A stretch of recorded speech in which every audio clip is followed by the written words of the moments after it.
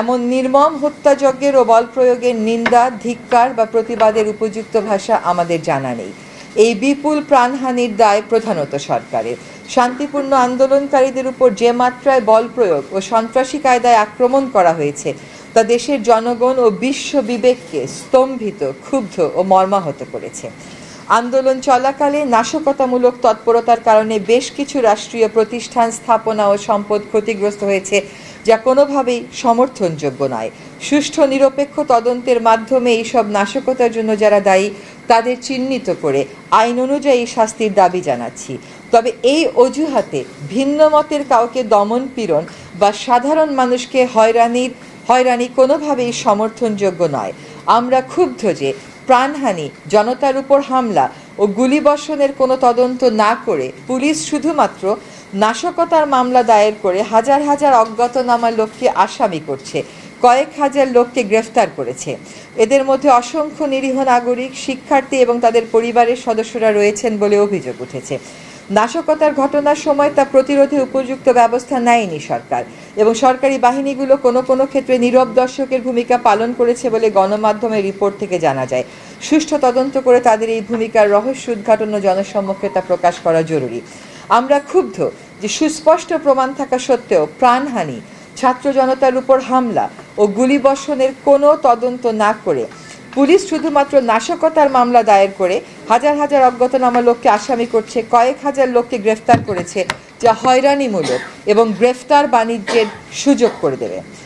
সুস্পষ্ট প্রমাণ থাকার পরেও গুলি চালানো কর্মকর্তাদের গ্রেফতার না করে অপরাধী খুঁজে বেড়ানো এবং অপরাধীকে ধরিয়ে দেওয়ার আহ্বান উপহাস বটে।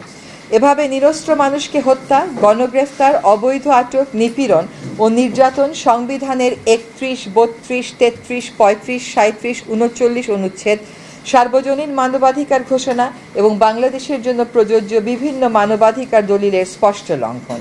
আন্দোলন দমনে নির্বিচার হত্যা মানবতা বিরোধী অপরাধ ও আন্তর্জাতিক অপরাধ আদালতে বিচারযোগ্য অপরাধ। এমন গুমট ও সংকটময় পরিস্থিতিতে দেশের বৃহত্তর স্বার্থে শিক্ষার্থীদের ভবিষ্যৎ ও সামগ্রিকভাবে শিক্ষাঙ্গনকে নিরাপদ ও শিক্ষামুখী রাখতে নিম্নোক্ত দাবিগুলো তুলে ধরছি। 1. কোটা সংস্কার আন্দোলনে police, RAB, answer, BGB, Chhatra League, Jubo League সহ সরকারি মদতপুষ্ট অস্ত্রধারীদের গুলি এবং নির্মম আঘাতে নিহত সকল মৃত্যুর সঠিক স্বচ্ছ তদন্ত হতে হবে এবং প্রকৃত দোষী, তা সে যতই উচ্চ পদাধিকারী বা কোনো দলমতের হোক, সর্বোচ্চ আইনানুগ শাস্তি নিশ্চিত করতে হবে। 2. স্বাধীন, গ্রহণযোগ্য এবং বস্তুনিষ্ঠতার স্বার্থে প্রতিটি হতাহতের এবং আইন শৃঙ্খলা বাহিনীর অস্ত্রের ব্যবহার ও বল প্রয়োগের বিষয়ে জাতিসংঘের উচ্চ পর্যায়ের বিশেষজ্ঞদের তত্ত্বাবধানে তদন্ত হতে হবে। এই প্রক্রিয়া দ্রুততম সময়ের মধ্যে শুরু করতে হবে। 3. ইতোমধ্যে সংগ্রহীত ছবি, ভিডিও ফুটেজের মাধ্যমে চিহ্নিত সকল হন্তারক ও আক্রমণকারীকে অবিলম্বে গ্রেফতার করে আইনি প্রক্রিয়া শুরু করতে হবে। এ ব্যাপারে কাল বিলম্বের কোনো সুযোগ নেই।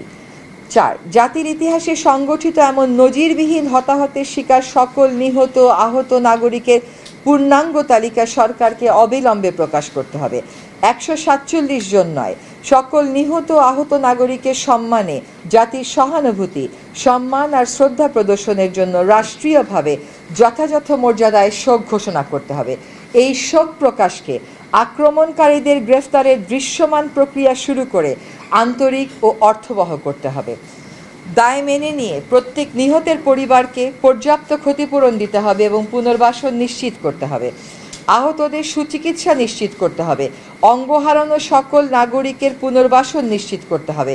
কেবল প্রতিশ্রুতি নয়, ক্ষতিপূরণ আর পুনর্বাসনের পুরো পরিকল্পনা ও বাস্তবায়নের চিত্র জাতির সামনে অনতিবিলম্বে তুলে ধরতে হবে। অবিলম্বে আটককৃত সকল শিক্ষার্থীর মুক্তি দিতে হবে এবং শিক্ষার্থী গ্রেফতারের চলমান প্রক্রিয়া বন্ধ করতে হবে।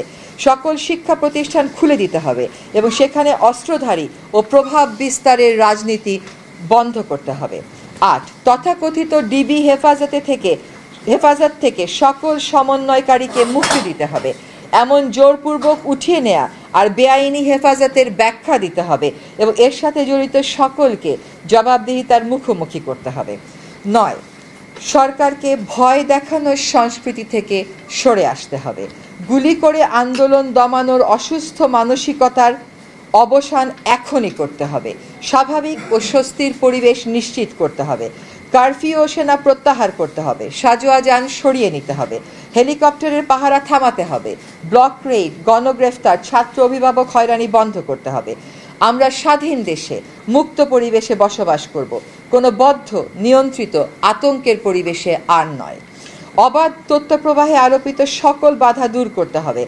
ইন্টারনেট ও সামাজিক যোগাযোগ মাধ্যম পূর্ণ মাত্রায় খুলে দিতে হবে। আমাদের হয়তো এখানে গণমাধ্যমের উপর আরোপিত অলিখিত নিষেধাজ্ঞার কথাও বলা উচিত ছিল, সেটা আমরা মিস করে গেছি। আমরা বলে দেব, সহিংসতা দমনের নামে বিরোধী মত দমন করা যাবে না। স্পষ্ট প্রমাণের মাধ্যমে সহিংসতার প্রতিটি ঘটনার তদন্ত করে দোষী ব্যক্তিদের শাস্তি নিশ্চিত করতে হবে। আমরা দেশবাসীকে কঠিন আত্মপ্রত্যয়, সাহসিকতার সাথে দলমতের ঊর্ধ্বে উঠে সক্রিয় ও দায়িত্বশীল ভূমিকা পালনের আহ্বান জানাচ্ছি। ধন্যবাদ।